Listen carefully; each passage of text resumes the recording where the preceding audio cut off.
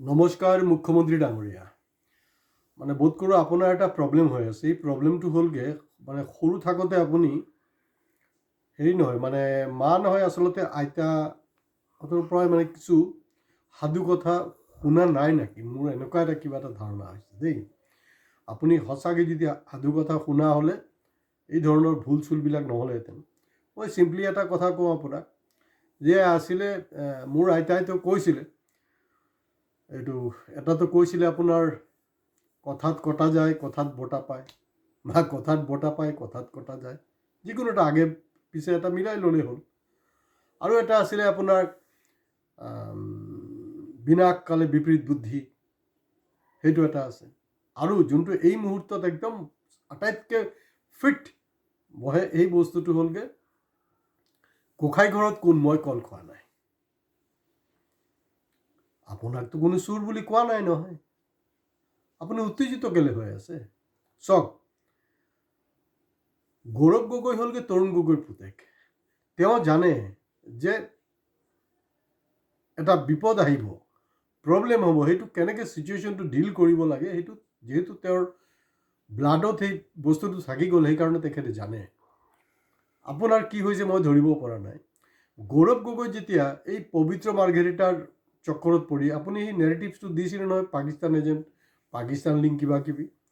গৌৰৱ গগৈ চাওক, আপোনাৰ নিচিনা উত্তেজিত হোৱা নাছিলে। কিন্তু যেতিয়া আপোনাৰ পৰিয়ালৰ কথাটো আহি গ'ল যে তিনিটাকৈ মুছলিম ৰাষ্ট্ৰৰ পাছপৰ্ট আছে, 52,000 কোটি টকাৰ কথাটো আহিলে, অৱস্থা আপোনাৰ একদম বৰবাদ কৰি দিলে। যেতিয়া পৱন কি জানেনে? পৱন বতাহ।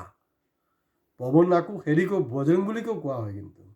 গতিকে তেওঁ আহি যে যোনটো বতাহ ইয়াত যোনটো চুনামি ইয়াত লগাই দি থৈ গ'ল নহয়, সেইটো আপোনাৰ ঘৰত গৈ টাচ কৰিছে।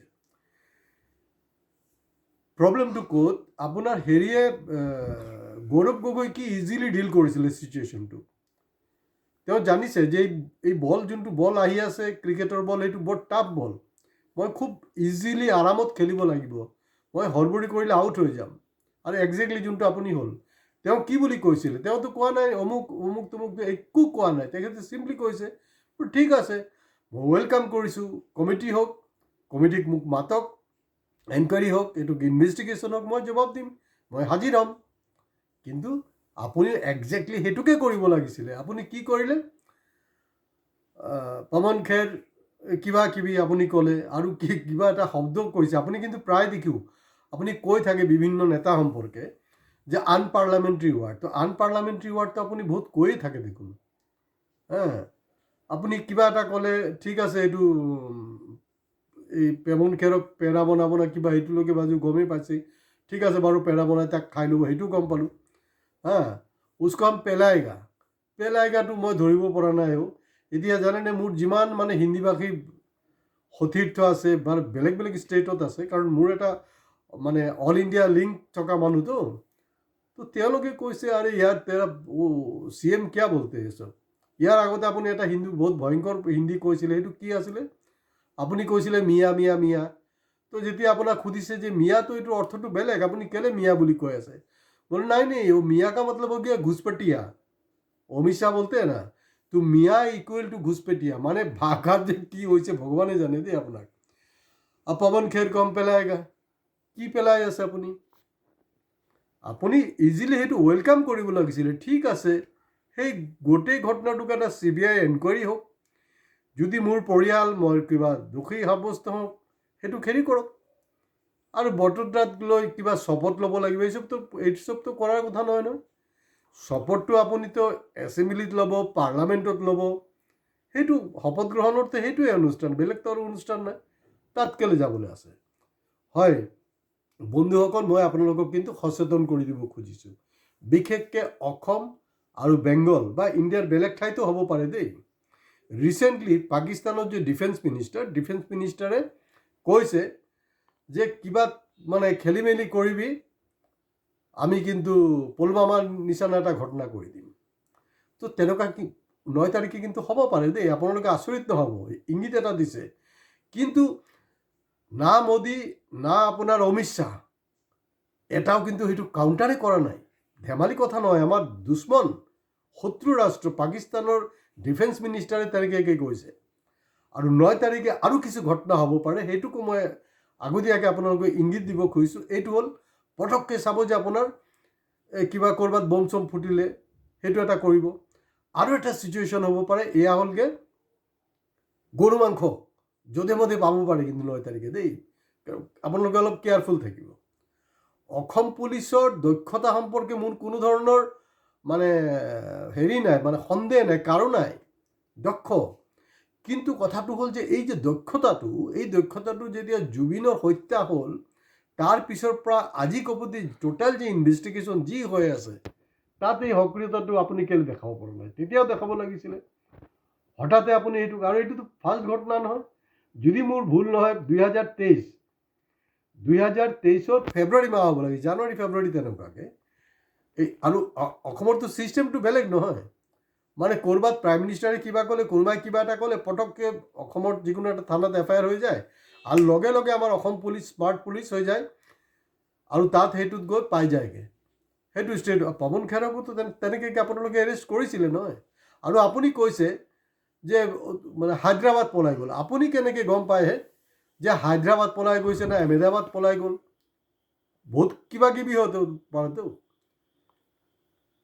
বা নাগপুৰো গুচি যাব পাৰে নাগপুৰো মাতিব পাৰে যে নাই এই মুখ্যমন্ত্ৰীজনক আমাক নালাগে সেইটো আমাক উল্টা ঝামেলাত পেলাইছে আপুনি ঠিক কৰিছে তেনেকুৱা বহুত কিবা কিবি নেক্সাছ থাকিব পাৰে কাৰণ আপোনাৰ এগেইনষ্টতো কিন্তু বহুত ধৰণৰ ষড়যন্ত্ৰ চলি আছে চলিব কাৰণ আপোনাৰ টোটাল বেছটোৱে হ'লগৈ ষড়যন্ত্ৰৰ হেৰি কৰা আৰু আধ্যাত্মিক কথাটো এতিয়া পাতি লাভ নাই আপুনি চিটুৱেশ্যনটোক একদম ইজিলি লাইক গৌৰৱ গগৈ আপুনি তেনেকৈ চিটুৱেশ্যনটো ডিল কৰিব লাগিছিলে কিন্তু আপুনি মিছাকৈ গোসাঁই ঘৰত কোন মই কল খোৱা নাই আৰে ভাই তোক কোনে সুধিছে কোনোতো সোধা নাই ন কল খাইছ না মিঠাই খাইছ না পেৰা খাইছ কোনোতো সোধা নাই আৰু এই সমস্ত যে ভুল ভাল যে এই ধৰণৰ কথা বতৰাবিলাক আছে লেংগুৱেজ এইবিলাক মানে কি হ'ল আফটাৰ অল চাওক আপুনি আমাৰ মাননীয় মুখ্যমন্ত্ৰী আমাৰ বহুত লাজত পৰিব লগা হৈছে আপোনাৰ কাৰণে এই ধৰণৰ শব্দবিলাক ব্যৱহাৰ কৰাৰ কাৰণে আপুনি চব জানে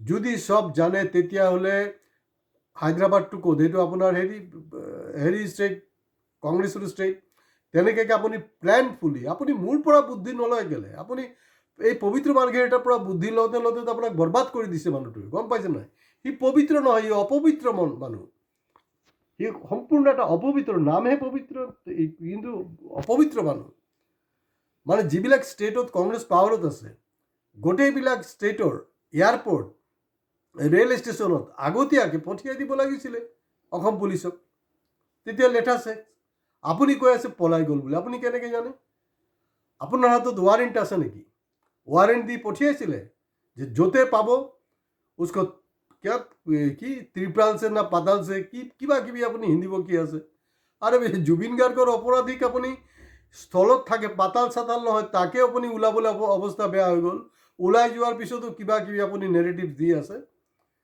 এইসব ঠিক হোৱা নাই অলপ শান্তভাৱে চিটুৱেশ্যনটো ডিল কৰক মানুহৰ ওপৰত এনেকৈ উত্থান পথান আহে এইটো কোনো ডাঙৰ কথা নহয় আৰু আপুনি লুইচ বাৰ্গাৰ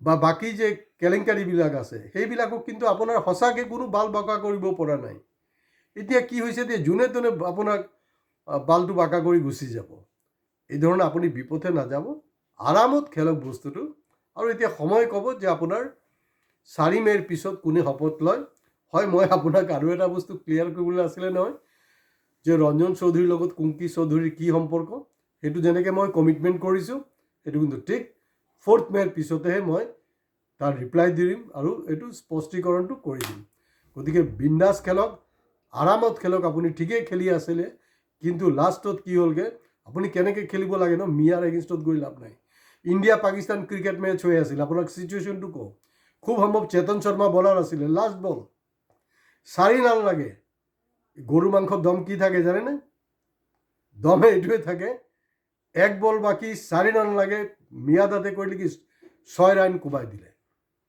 সব পলিটিক্সৰ খেলটো বুজিবলৈ চেষ্টা কৰক আৰু আমাৰ ভোটাৰসকল খুব কেয়াৰফুলি কিন্তু আপোনালোকে ভোট দিব অকল ভোটাৰ ID লৈ গ'লে নহ'ব আজি ইয়াতে শেষ কৰিছোঁ ছাবস্ক্ৰাইব কৰিবলৈ কিন্তু প্লিজ আমাৰ চেনেল আপোনালোকে নাপাহৰিব